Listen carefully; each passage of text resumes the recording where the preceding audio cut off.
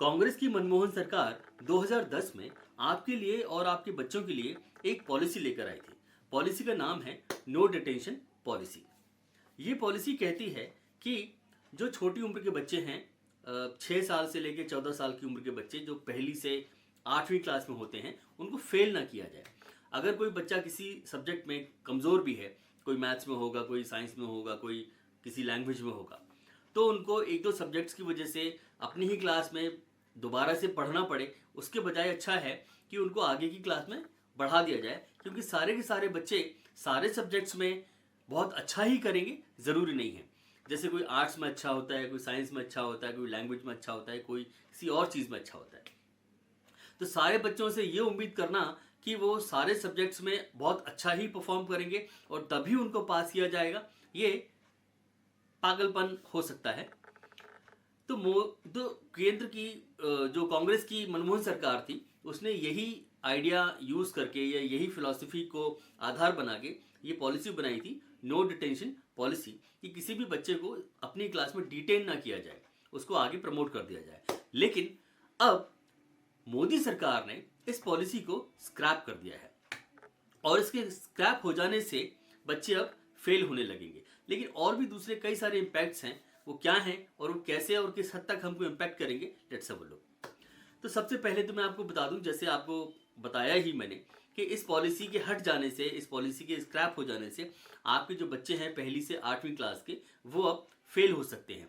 हालांकि केंद्र सरकार ने या मोदी सरकार ने इस पॉलिसी को अभी उसके परव्यू में या उसके अंडर में जो स्कूल आते हैं, केंद्रीय विद्यालय हो गए या नवोदय विद्यालय हो गए या सैनिक स्कूल हो गए, उनमें ही पॉलिसी को हटाया गया है। तो स्टेट के जो स्कूल्स हैं, स्टेट गवर्नमेंट के, उनमें ये पॉलिसी बाकायदा चलती रहेगी, जहां जहां जिसने इंप्लीमेंट करके रखी है, और जिसने पहले से हटा के रखी हुई है वहां वो हटी हुई रहेगी। तो स्टेट के जो स्कूल्स हैं उन पर कोई फर्क नहीं पड़ेगा। जो फर्क पड़ेगा, जो केंद्र सरकार के स्कूल है, जो मैंने आपको बताया अभी 3 टाइप के, उनमें फर्क पड़ेगा। और ये पॉलिसी अभी केवल 5th और 8th, 5वीं और 8वीं के जो बच्चे हैं या क्लासेस हैं, उन्हीं के लिए हटाई गई है। तो 5वीं और 8वीं में दोनों में ही बोर्ड के एग्जाम होते हैं, तो उन बच्चों को और उनके पेरेंट्स को थोड़ा संभल के रहने की जरूरत है अब से। तो ये तो एक बात हो गई। लेकिन इसके जो सोशल और इकोनॉमिक इम्पैक्ट्स हैं वो क्या हैं, लेट्स हैव अ लुक। सबसे बड़ा जो इकोनॉमिक इम्पैक्ट है वो ये है कि आप जानते हैं कि आजकल जिस तरह के बड़े बड़े स्कूल्स होते हैं, मतलब बड़े हो ना हो, उनकी क्वालिटी ऑफ एजुकेशन अच्छी हो ना हो, फीस तो कम से कम बड़ी होती ही है। तो ऐसे जो बड़ी स्कूल हैं, बड़ी फीस वाले, वो बच्चों को कई दफ़ा और पेरेंट्स को भी एडमिशन देने के पहले इंटरव्यू करते हैं, और इंटरव्यू करके वो डिसाइड करते हैं, बताते हैं कि आपका बच्चा हमारे स्कूल में पढ़ने लायक है या नहीं है। तो इस पॉलिसी के हट जाने की वजह से हो सकता है स्कूल कहने लगे कि भाई हम आपके बच्चे को एडमिशन नहीं देंगे। क्यों? क्योंकि आपका बच्चा इंटरव्यू में अच्छे से परफॉर्म नहीं कर पाया। तो ऐसे कमज़ोर बच्चे को, जो हमारे स्कूल के स्टैंडर्ड्स को मैच नहीं करता, एडमिशन क्यों दें? क्योंकि अगर हमने ऐसे बच्चे को एडमिशन दिया तो हो सकता है हमारे स्कूल का रिकॉर्ड ख़राब हो जाए। तो ये वो बहाना बना सकता है, अगर वाकई बहाना है तो, और जेन्युइन है तब भी वो तो कहेगा ही कहेगा। पहली बात।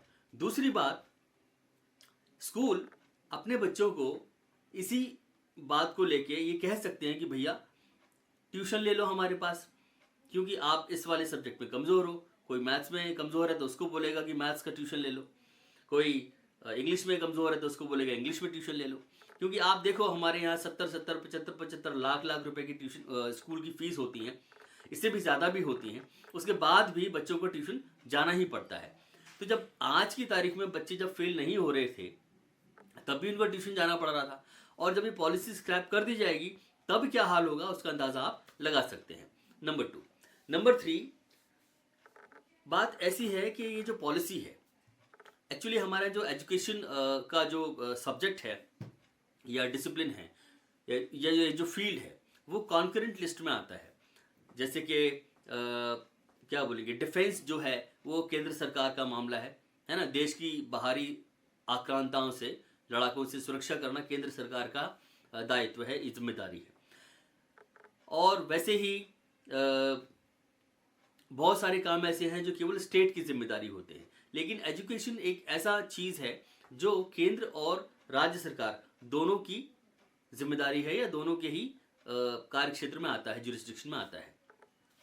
तो शिक्षा जो है, एजुकेशन जो है, स्टेट का भी काम है। तो बहुत सारे स्टेट ऐसे हैं जिन्होंने इस पॉलिसी को इम्प्लीमेंट किया है और बहुत सारे ऐसे हैं जिन्होंने इस पॉलिसी को इम्प्लीमेंट नहीं किया है।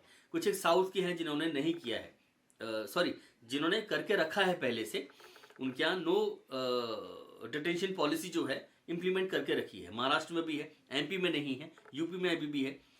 तो कहने की बात यह है कि आपने देखा होगा कि अगर हमारे यहाँ पेट्रोल कहीं सस्ता हो जाए, जैसे मान लो दिल्ली में पेट्रोल सस्ता है, तो बहुत सारे यूपी वाले, हरियाणा वाले दिल्ली पहुंच जाते हैं पेट्रोल भराने के लिए।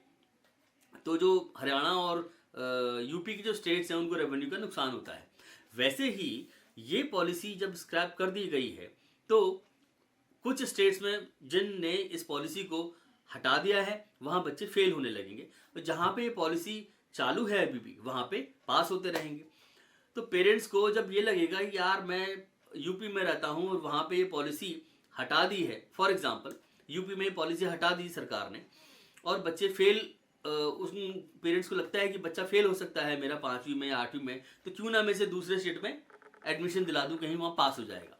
तो इस तरह की जो माइग्रेशन है वो भी इस पॉलिसी की वजह से बढ़ जाएगा। तो ये बातें होगी। उसके अलावा जो पर्पस था इस पॉलिसी को लेकर आने का वो भी फेल होता दिखेगा। ये पॉलिसी, जैसे पहले जो मैंने आपको रीजंस बताए, उसके अलावा दूसरा रीजन ये था इस पॉलिसी को लाने का कि जब छोटे, मैं भी जब जैसे मैं वीडियो बना रहा हूँ ये और मेरा वीडियो काफ़ी चल जाता है तो मुझे बड़ी खुशी होती है। मुझे लगता है कि भाई आई एम सक्सेसफुल, थोड़ा सा एक अच्छा लगता है।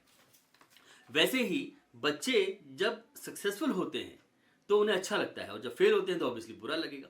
तो बच्चों का ये जो डर है फेल हो जाने का, वो डर उन्हें ना सताए और उसकी वजह से उनकी पढ़ाई पर कोई इम्पैक्ट ना पड़े, उनके जो लर्निंग प्रोसेस है उसमें कोई प्रभाव ना पड़े, बुरा प्रभाव ना पड़े, उसको संभालने के लिए या ऐसा करने के लिए ये पॉलिसी लाई गई थी। लेकिन मोदी सरकार को लगता है कि शायद इसकी ज़रूरत नहीं है, तो उन्होंने इस पॉलिसी को हटा दिया है। फिलहाल 5वीं और 8वीं के लिए हटाया है। तो एक बड़ा नुकसान ये भी है। इसके अलावा आप देख सकते हैं कि